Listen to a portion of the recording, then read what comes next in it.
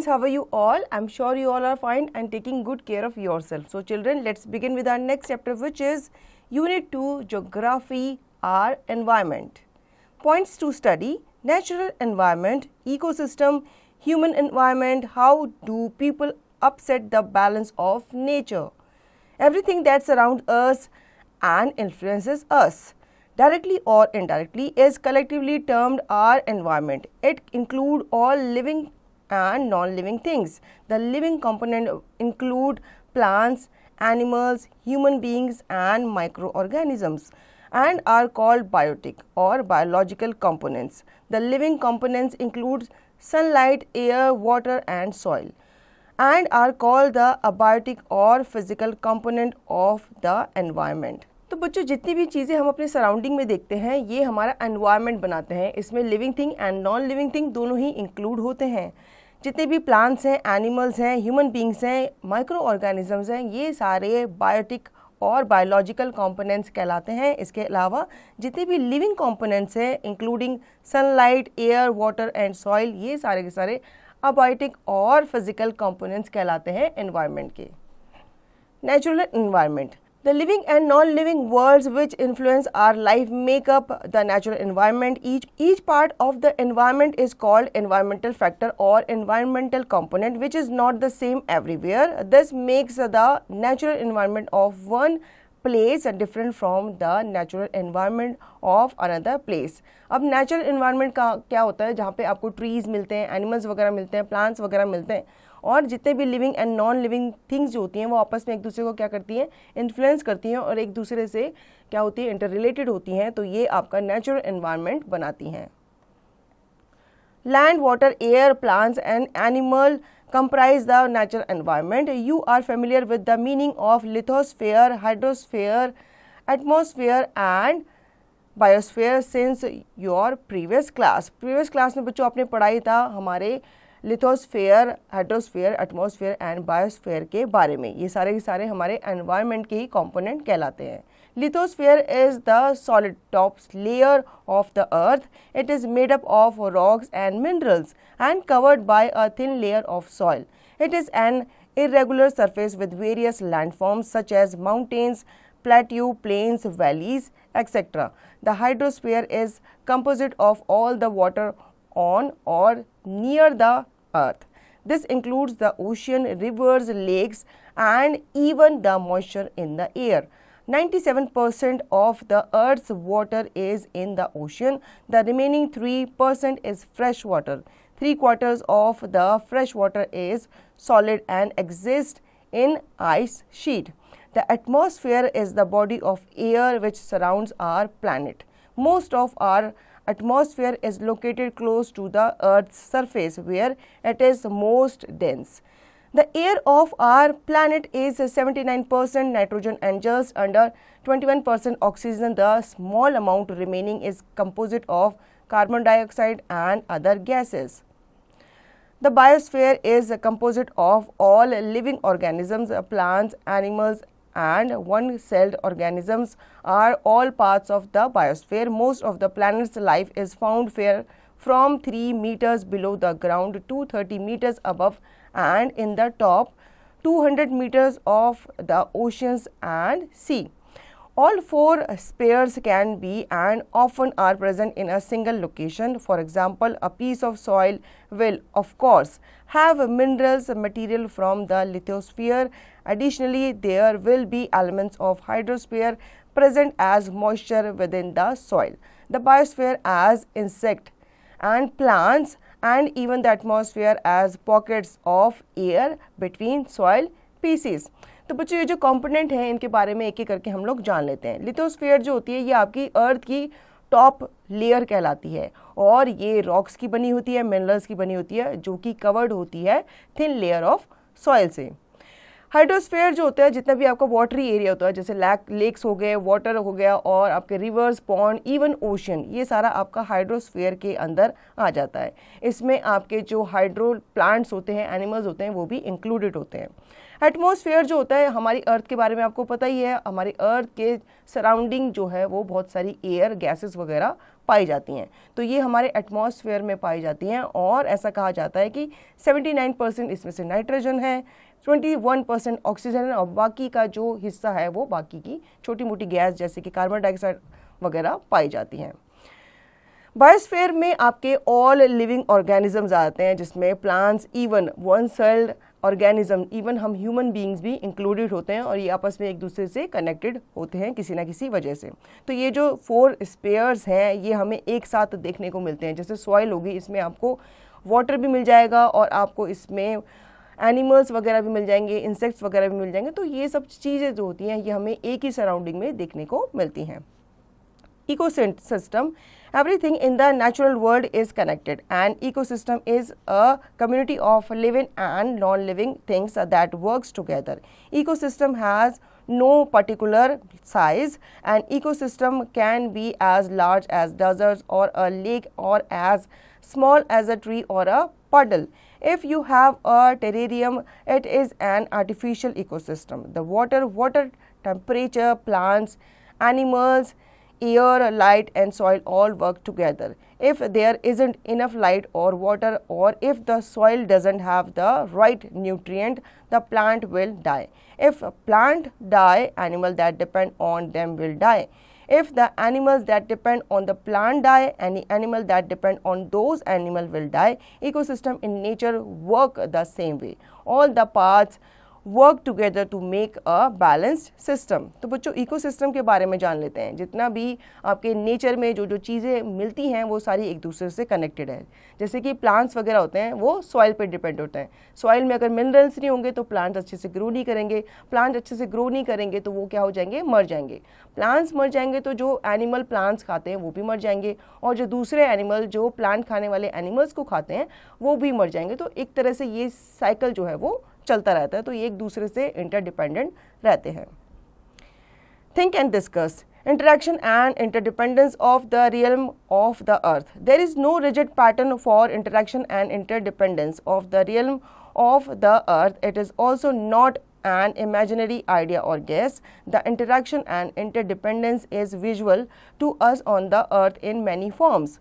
Take for example photosynthesis, which you have been studying since primary classes. Through this process, plant in the presence of sunlight convert atmospheric carbon dioxide and water to form nutrients.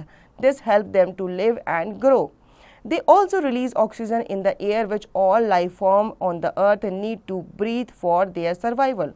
From this description, you might have observed that there is a constant interaction between lithosphere, on which plants grow, atmosphere, which supplies carbon dioxide, and hydrosphere, which is the source of water in vapor form in the air.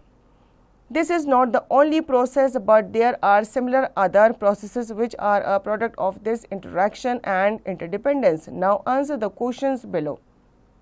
How can you say that the biosphere is an interactive zone of lithosphere, atmosphere and hydrosphere? Can you think of any other process of interdependence and interaction of the three realms of the earth? Hint: how do plants use atmospheric nitrogen, or how is soil formed? तो बच्चों यहाँ पे आपको एक paragraph दिया गया है, इसको आपको थिंक करना है, अपने फ्रेंड्स के साथ डिस्कस करना है। आपको यहाँ पे बताया गया है कि कैसे इकोसिस्टम में जो प्लांट्स वगैरह होते हैं या जो एनिमल्स होते हैं वो एक दूसरे से इंटरडिपेंडेंट होते हैं। कैसे प्लांट्स वगैरह फोटोसिंथेसिस के थ्रू अपना फूड वगैरह बनाते हैं, कैसे वो कार्बन डाइऑक्साइड लेते हैं और वो ऑक्सीजन वगैरह छोड़ते हैं, जो कि हम ह्यूमन बींग्स के लिए, अदर एनिमल्स के लिए बहुत ही ज़्यादा नेसेसरी होती है।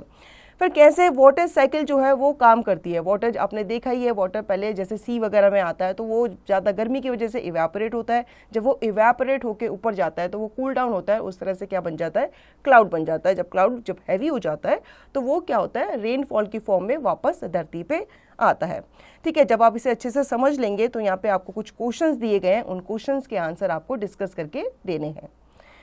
Human environment. Man is the most evolved creature on the planet by virtue of his intelligence and ability to change the In natural surrounding, a man has created an environment of his choice and need. This is known as the social or man-made environment, also called human environment. Roads, buildings, factories, bridges, and railway lines are components of human environment. अब human environment क्या होता है? Man ने अपनी needs के हिसाब से, अपनी ज़रूरतों के हिसाब से उसने अपना एनवायरनमेंट जो है वो खुद बनाया. जैसे रोड्स वगैरह का निर्माण खुद किया गया है, बिल्डिंग्स का, ब्रिजेस का निर्माण जो है ये ह्यूमंस ने खुद किया है, ये उसको नेचर ने नहीं दिया है. तो इसी को ह्यूमन मेड एनवायरनमेंट कहते हैं.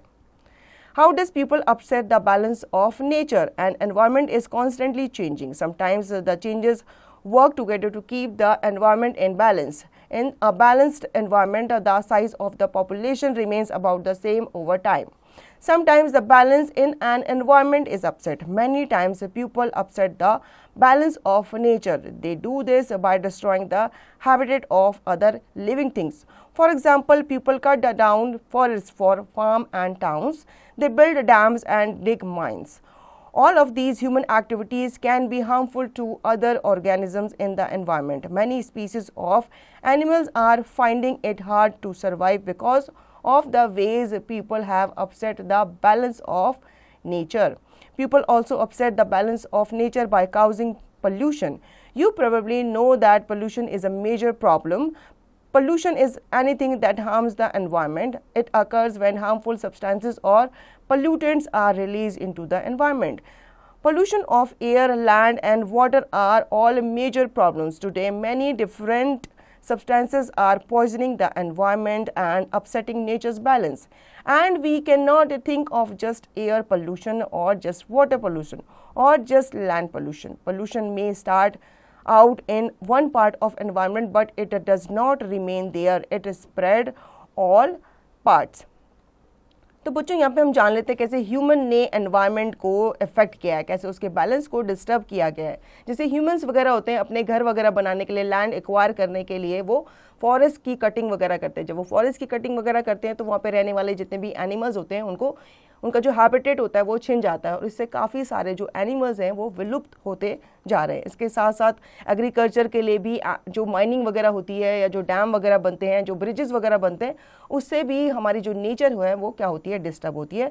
साथ ही साथ पोल्यूशन आजकल मेजर प्रॉब्लम बन गया है. पोल्यूशन की वजह से, चाहे वो एयर पोल्यूशन हो, चाहे वाटर पोल्यूशन हो, चाहे लैंड पोल्यूशन है, उसकी वजह से भी हमारा जो एनवायरनमेंट है वो डिस्टर्ब हो रहा है.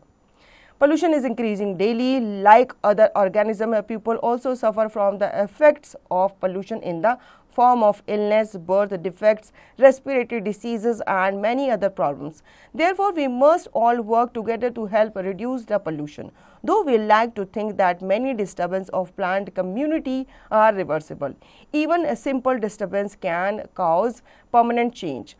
Old coverage wagon routes across western or North America are still visible more than 100 years after they were used. Where the soil has been compacted, the growing conditions have changed. The trail ruts not used for many years still grow smaller plants and some different plant species. Will they ever look the same as the rest of the prairie's grassland? No one really knows. तो बच्चों, pollution की वजह से हमारा environment ही effect नहीं हो रहा बल्कि हम भी इफेक्ट हो रहे हैं, हमारी हेल्थ में भी इसका असर पड़ रहा है. अब एयर पोल्यूशन जो होता है उसकी वजह से हमारे को सांस लेने में दिक्कत होती है और कभी कभी सैंड पोल्यूशन की वजह से क्या होता है, हमें दूषित खाना खाना पड़ता है. तो ये चीज़ें हमें भी इफेक्ट कर रही है और हमें इस पर ध्यान देना चाहिए. Think and discuss. Earth in space. The Earth in space is a member of the solar system. The International Astronomical Union IAU has redefined Earth's environment. There are now only 8 planets in the solar system as against 9 since the 1930s. This has been because of a new definition of the planet. All the celestial bodies in the solar system have been grouped under 2 categories: planets and dwarf planets. The planets are Mercury, Venus, Earth, Mars, Jupiter, Saturn, Uranus, and Neptune. The new definition of a planet is a celestial body must satisfy 3 criteria to be counted as a planet in the solar system. It must be orbit the sun. It must be sufficiently big so that its gravity pull into a nearly round shape and Third, it should have its own interdependent orbit, which does not overlap the orbit of a neighboring planet. Pluto has not been included among the planets because it does not have its independent orbit. Its oblong orbit overlaps with Neptune's. The dwarf planets include Pluto, Ceres, and 2003 UB 313 Xena. Do you know that the IAU was previously considering including 3 other celestial bodies, even Eris, under planets? Which are the other 2? During the early 20th century, the asteroid Ceres was also considered a planet but was later demoted. Find out why this happened. तो बच्चों यहाँ पे आपको think and discuss करने के लिए एक paragraph दिया गया है। अर्थ इन स्पेस के बारे में बताया गया है। अर्थ जो स्पेस का आपका पता ही है कि सोलर सिस्टम का मेंबर माना जाता है और इंटरनेशनल एस्ट्रोनॉमिकल यूनियन के हिसाब से अर्थ का जो एनवायरनमेंट है उसे रीडिफाइन किया गया है। ठीक है, यहाँ पे आपको पता ही कि हमारे प्लैनेट में 8 प्लैनेट्स होते हैं और इनको भी डिफाइन किया गया है सेलेस्टियल बॉडी के रूप में। ठीक है, यहाँ पे 2 कैटेगरी में इनको डिवाइड किया गया है। एक होते हैं प्लैनेट्स और दूसरे होते हैं ड्वार्फ प्लैनेट्स, जो कि एग्जिस्ट ही नहीं करते। प्लैनेट्स जैसे कि mercury, Venus, earth, Mars, Saturn, Uranus and Neptune, ये हमारे सोलर सिस्टम का पार्ट माने जाते हैं। और जो ड्वार्फ प्लैनेट है जैसे कि प्लूटो, ये हमारे सोलर सिस्टम का पार्ट नहीं माना जाता। क्यों? क्योंकि इसके अंदर ग्रेविटेशनल फोर्स नहीं है, इसमें ऑर्बिट नहीं है सन का, और साथ ही साथ ये इतना बिग नहीं है जो कि ग्रेविटेशनल फोर्स को अकर कर सके, और इसकी जो बॉडी है, इसके जो शेप है वो राउंड शेप में भी नहीं आती। तो प्लूटो को इस प्लैनेट जो सीरीज है, जो सोलर सिस्टम है, उससे हटा दिया गया था। अब यहाँ पे कुछ क्वेश्चंस आपको दिए गए हैं इस पैराग्राफ से रिलेटेड, इसके आंसर आपको खुद से करने हैं। Some human disturbances are much more serious. Perhaps the most widespread serious damage humans are causing now is in the tropical rainforest. The complex plant and animal life in rainforest is used to make new product and has uses that we have just barely begun to discover and appreciate. Even more critical is the impact that the rainforest have on the chemical balance of our atmosphere. Today, more and more people, industries and countries use fossil fuels like coal, oil and gas. When fossil fuels are used, they release large amount of carbon dioxide into the atmosphere. Rainforests, which use great quantities of carbon dioxide, are being destroyed. Scientists believe that the increase of carbon dioxide in our atmosphere is contributing to the long-term warming of our Earth. This warming is called the greenhouse effect. The direct disturbance of plant communities by human activities does 2 things to the normal course of plant succession.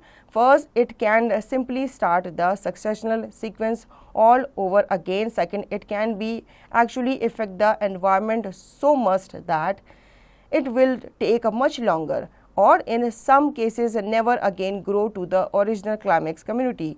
It is hard to predict how permanent the effects of many direct human interaction with plant communities will be.